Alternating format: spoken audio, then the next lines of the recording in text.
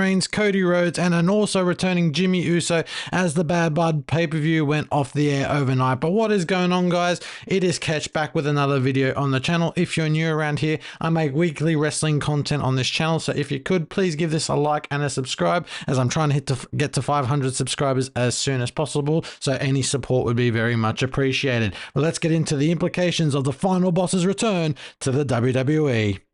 Now, The Rock returned at Bad Blood at the culmination of the Cody Rhodes and Roman Reigns versus the Bloodline match, in which Cody and Roman Reigns won thanks to a returning Jimmy Uso.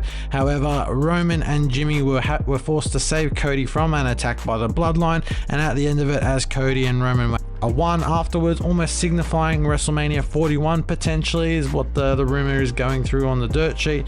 But The Rock is back in the WWE, and to be honest with you, I've personally missed the Final Boss. I like the Final Boss character, and you can definitely tell since he's been away that the Bloodline story has been it's been running well, but with a lot of B-part players in the background. But now with Roman Reigns' return to a hopeful full-time schedule and the Final Boss return, then I think it's going to be in for a very interesting ride up until Survivor Series and beyond. So I personally can't wait for it. And honestly, having The Rock back in the WWE is just so good, given he's got such a busy packed schedule. Like, this guy is flying everywhere to meetings and movies and doing whatever he's doing for all these brands. So the fact that he can spend, literally a couple minutes to make his entrance and, not even say a word is a major deal for WWE in 2024. Of course, while many think The Rock is definitely coming after Roman Reigns, The Rock also has some unfinished business with Cody Rhodes, the current WWE Undisputed Champion. Now, the Final Boss did confront Cody Rhodes after he'd won that championship the night after WrestleMania 40, and sort of talked down the crowd that were there that night, as well as telling Cody Rhodes he will be back for him one day. Returned a gift that Cody had given him. Now, a lot of speculation on this, but many believe that this could be a watch that Cody had gifted all the competitors that were in that WrestleMania 40 main event, and I think this was The Rock's heel tactics way of giving that back to Cody Rhodes, as if to say, I will come back for you one day in the future. Whether he's coming back for him now remains to be seen. The best way moving forward for The Rock is definitely a match against Roman Reigns at WrestleMania 41. That's where I see this potentially going. Cody's definitely got some part to play in this storyline, as I've mentioned in previous videos on this topic, but I think The Rock and Roman Reigns will probably be the right maneuver for WrestleMania 41. The Rock was not the only one to return at the Bad Blood pay-per-view overnight. It also saw the long-awaited return of Jimmy Uso, the brother of Jey Uso, and the fans loved it. They hadn't seen him since the SmackDown after WrestleMania 40, when he was laid out in a vicious assault by Solo Sikoa and Tama Tonga of the New Bloodline at that point, and everyone loved to see Jimmy. It was great seeing him back, and he helped his cousin Roman Reigns, so to speak, and it was just great to see, to be perfectly honest. And I personally believe that since Jey has had such a fantastic main event, or main, so to speak, out of turn a main event, but more a main roster run, I feel like Jimmy has sort of been left in the rear view a little bit, but he's now got his own big return, and he's done it to help his cousin out. Certainly showed his good guy persona as he convinced Roman Reigns to help Cody Rhodes fend off the Bloodline attack at the culmination of the Bad Blood pay-per-view, and I think moving forward, Jimmy is going to be a voice of reason within Roman's ear.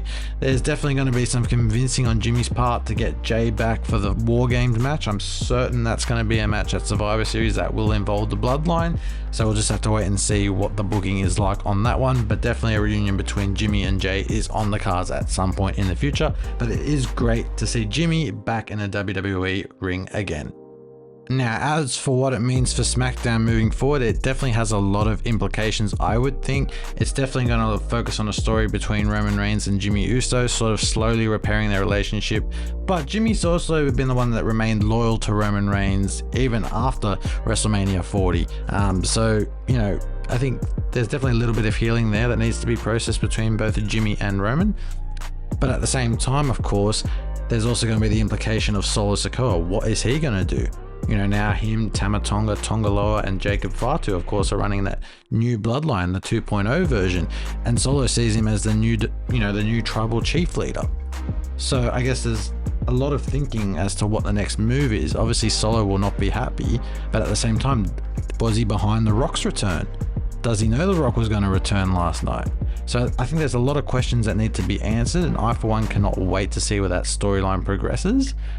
I personally think that The Rock is behind Solo's new bloodline, so to speak, and he's been secretly sort of running the play behind the scenes, to use a football analogy.